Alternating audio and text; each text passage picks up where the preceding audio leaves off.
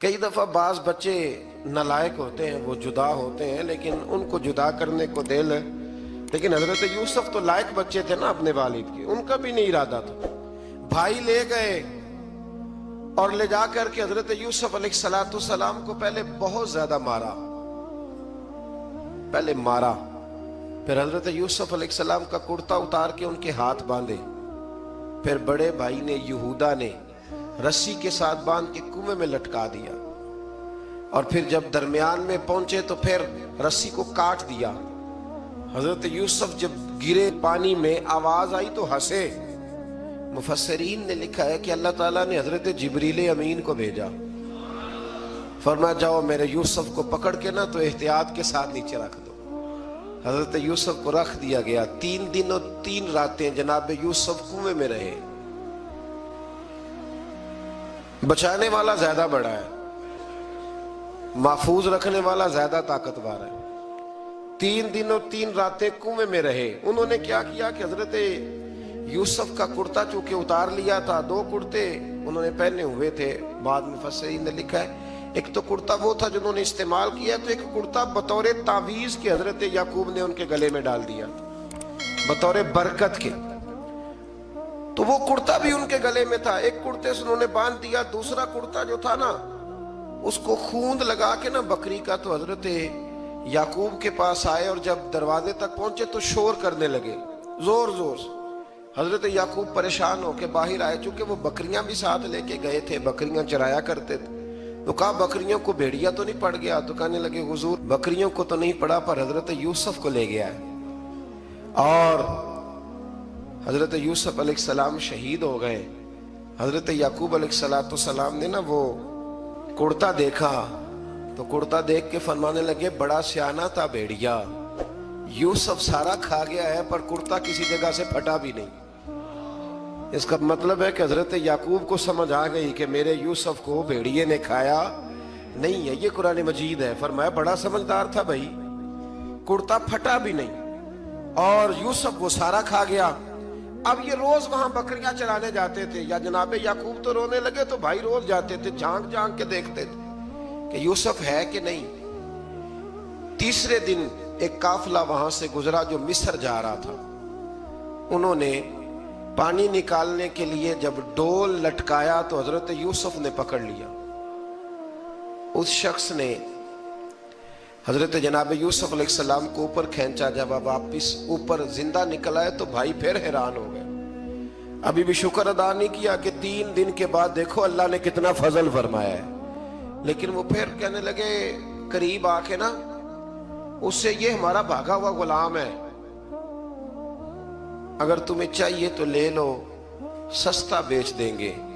حضرت یوسف کا قول بعد مفسرین نے لکھا ہے، آپ فرماتے ہیں کہ مجھے جب انہوں نے تھپڑ مارے تو اتنی تکلیف نہیں ہوئی، کنویں میں پھینکا تو اتنی تکلیف نہیں ہوئی، تکلیف تب ہوئی جب انہوں نے مجھے بھائی نہیں مانا اور کہنے لگے یہ ہمارا بھاگا ہوا غلام ہے۔ تو کہا کتنے کا بیچو گے؟ کہا تم 20 درہم دے دو اور لے لو۔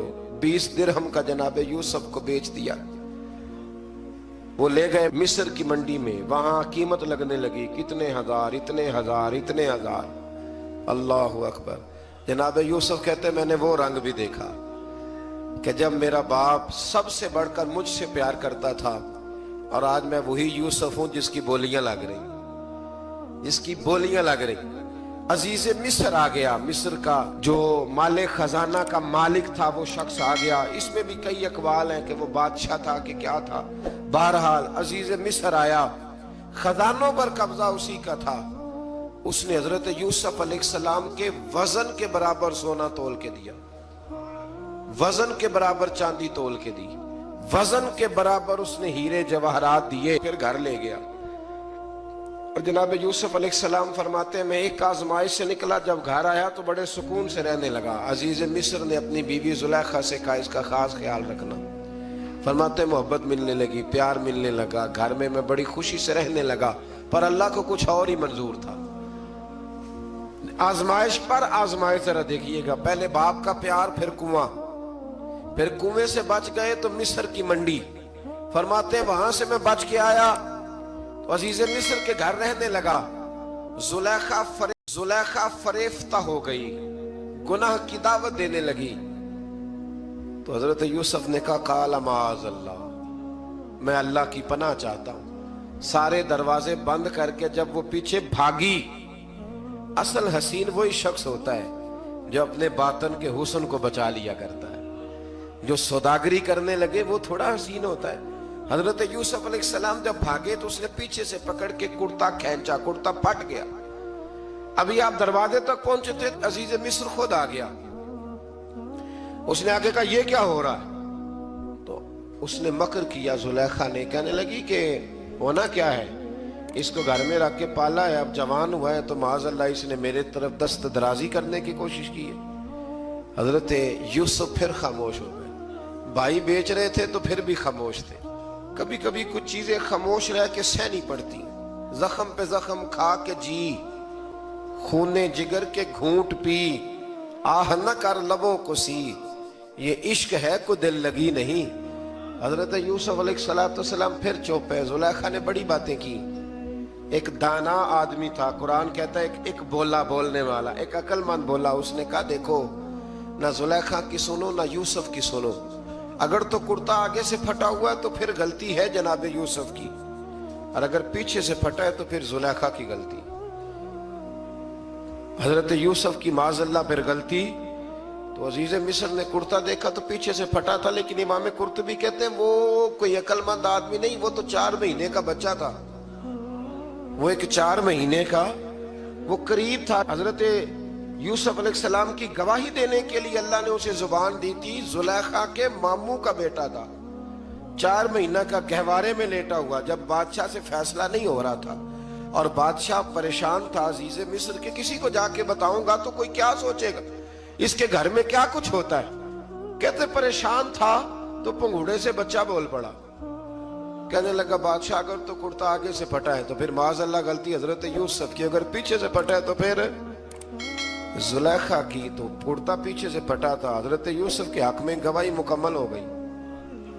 अब आहिस्ता आहिस्ता ना दरबार में, महल में बात फैलने लगी। तो बीबियां कहने लगी ओहो, जुलेखा तो एक गुलाम पे आशिक हो गई है, एक गुलाम पे। तो जुलेखा कहने लगी तू अजय मेरा महबूब नहीं डिठा। ये रटे डालने वाले देखते नहीं और दूर खड़े रह रह के कहानियां सुनाते रहते। उसने कहा तूने अभी देखा नहीं ना, तूने अभी, तुझे क्या पता हो कि माजरा क्या है? तो कहने लगी नहीं तू गुलाम पे। उसने कहा चलो तजर्बा कराती हूँ। सारी औरतों को बिठाया, हाथ में एक एक सेब दिया, एक एक छुरी दी, और जब पूरी तैयारी हो गई फल काटने की औरतों की, तो जनाबे यूसुफ से कहा जरा झलक तो दिखाओ।